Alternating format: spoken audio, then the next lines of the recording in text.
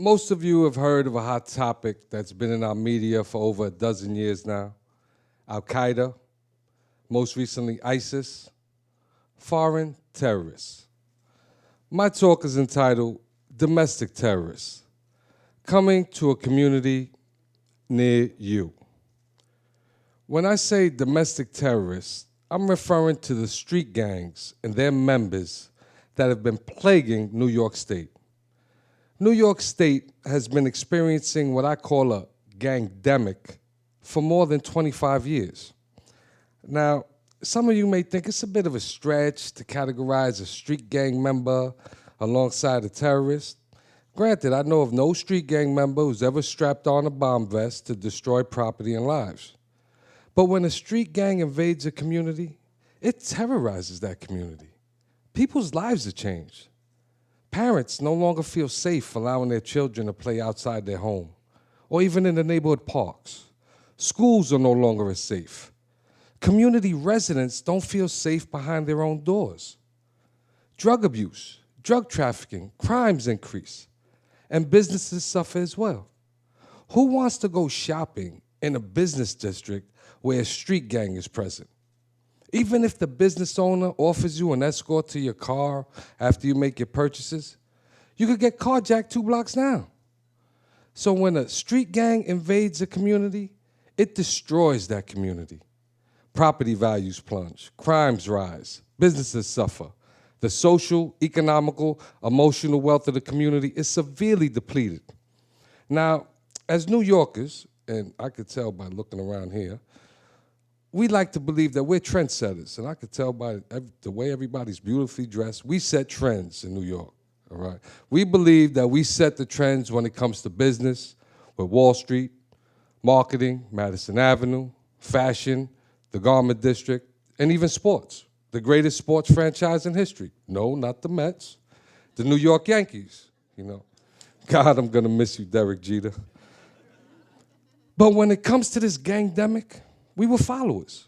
That's right, we were followers. We imported the Latin Kings from Chicago in the mid to late 1980s. Then we went farther out west to California and imported the Bloods and the Cribs and a couple other gangs in the 1990s. And then seemingly unsatisfied with those unsavory groups, we went across the border into Mexico, then South America, and imported MS-13. Arguably the most dangerous and violent of all gangs. Now, as you're hearing about these gangs, some of you may be under the impression, well, that gang thing, that's a New York City urban area problem. That ain't a problem where I live. Well, if you believe that, you'd be wrong. According to the new Gillibrand report, there are estimated 50,000 gang members residing in New York State. 22,000 of those gang members reside within New York City's urban areas. The remaining 28,000, they reside within New York State suburbs. But this 28,000, no, that's incorrect as well. Because 22 counties, over a third of New York State's counties, do not have any available data on how many gang members reside in those counties. And 6 additional counties are living in what I call fairy tale land by reporting 0 gang members.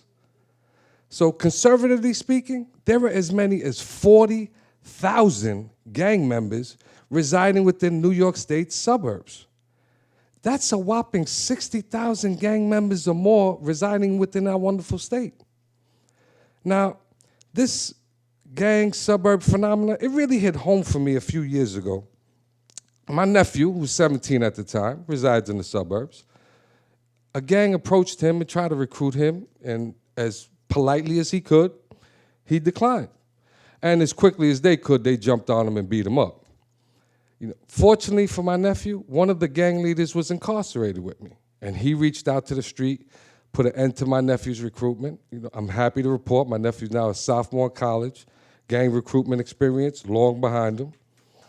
Yeah, he'd appreciate it.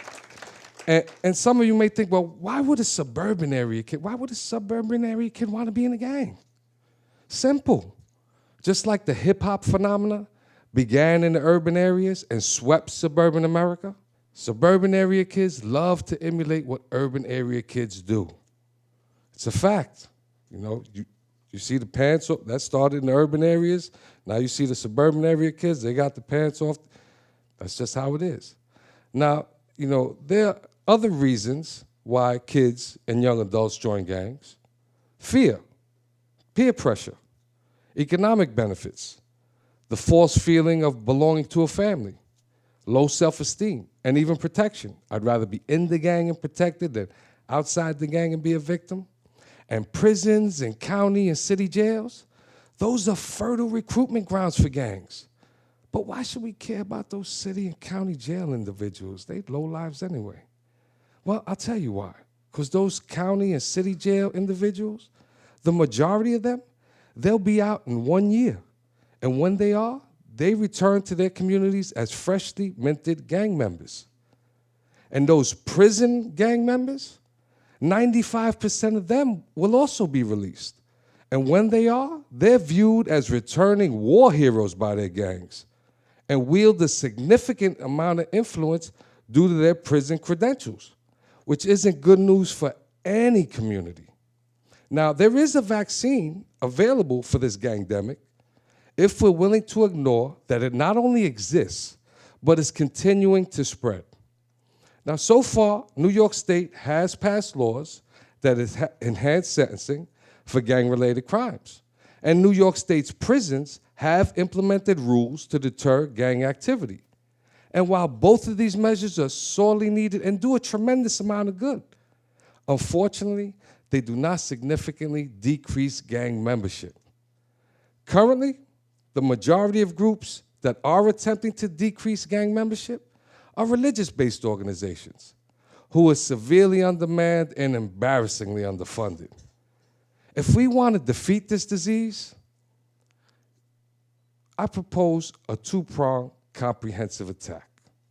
First, we address the prison gang population while simultaneously addressing the community gang population.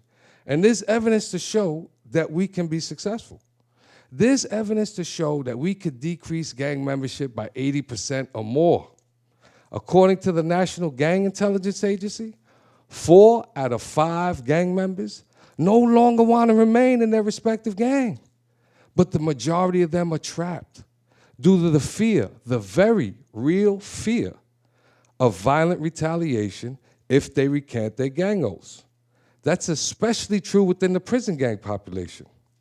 Now, I knew an individual who, when he entered the city jail, he was recruited into a gang. It wasn't like he had much choice. Then he came into the state prison system. And within 10 years, he had established for himself a very violent reputation. He also earned himself 2 additional prison sentences due to his gang-related activity. And when he got his last sentence, you know, he was fed up. He had enough. It was over. He was out, and he let all his fellow gang members know, I'm done. And they wouldn't retaliate against him because of his violent reputation. Flash ahead, 7 years later, he's sent to 2 other maximum security prisons. He lets them know that nothing happens to him. He's then transferred to a medium security facility because he's getting closer to being released. Here he is thinking that old gang life, retaliation, long behind him. His old gang never forgot. They recruited a new member in that medium security facility who never heard of his reputation when this guy was in a maximum security facility. Here's this guy playing handball. Here comes the new member, sticks a sharp metallic object in his neck. Fortunately for him, staff got him to the hospital before he could bleed to death. But this incident stood out for me. It demonstrated to me that if we can't reasonably assure the safety of these individuals, any attempts to decrease gang membership will be an exercise in futility. That's why I propose we need to create prison sanctuaries. Now, a prison sanctuary will be a prison where there are no known or suspected gang members residing within it. But that's only the first step. Within these prison sanctuaries, an aggressive anti-gang program needs to be implemented that covers such topics as acceptable social skills, how to communicate, alternatives to violence, appropriate conduct when in contact with law enforcement officials, positive political activism, just to name a few. You got to remember, we're trying to teach these individuals a new way of thinking, a new way of living. And as to our community-based gang initiative, I propose we need to create a statewide anti-gang agency with strategic posts located throughout the state. And this agency, working with local law enforcement officials, they need to spearhead, coordinate, and organize all our anti-gang efforts, including the first effort is to create sanctuary houses. And not only do we have to implement the aggressive anti-gang program within it, we have to keep in mind, some of these gang members, a lot of them, are second-generation gang members. This plague has been in our state for over a quarter of a century. They were born into being a gang member. And along with those anti-gang programs within those sanctuary houses, we have to also implement a substance abuse program, because a lot of these gang members have substance abuse issues.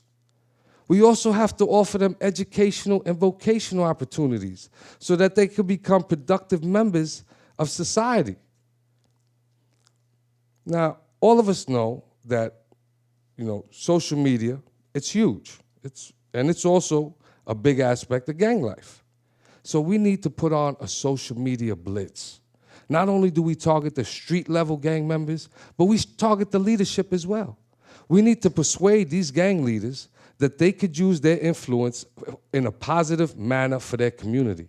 And those leaders that we can persuade, we need to teach them about positive political activism and the impact that they could have on the infrastructures within their communities, such as the clinics, the hospitals, the schools, the neighborhood parks.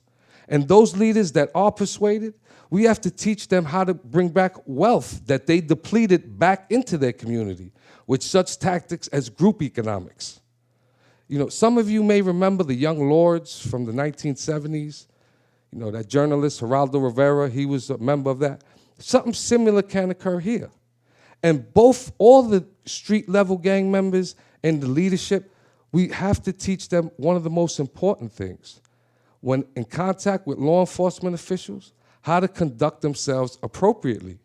This way we can minimize any more future misunderstandings and do away with any unnecessary deaths.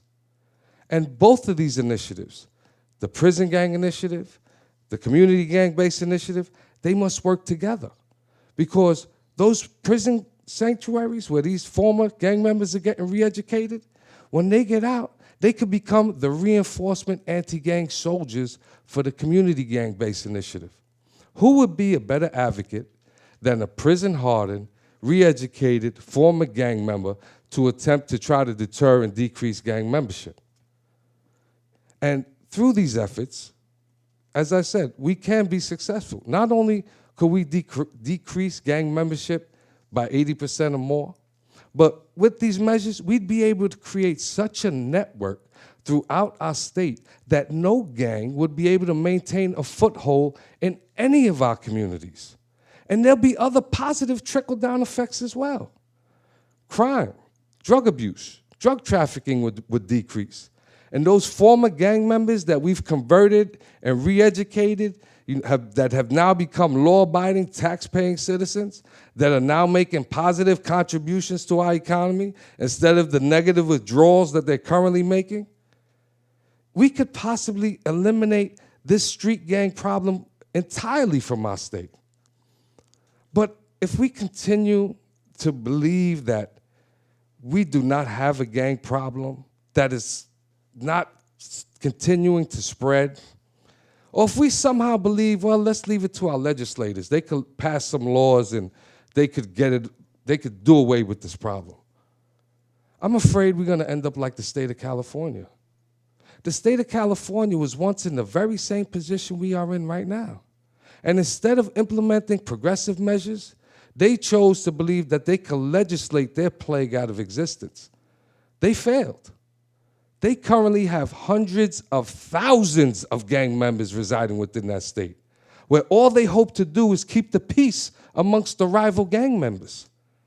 Let us New Yorkers be the trendsetters that we know ourselves to be. Let us show the nation's communities, no, the global communities, how this disease can be defeated. Let us rescue thousands of young men and women from being or becoming a gang member. We'll also be saving thousands of future victims of gang-related crimes. Let's begin to provide the medicine that our communities need in order to become healthy. Thank you.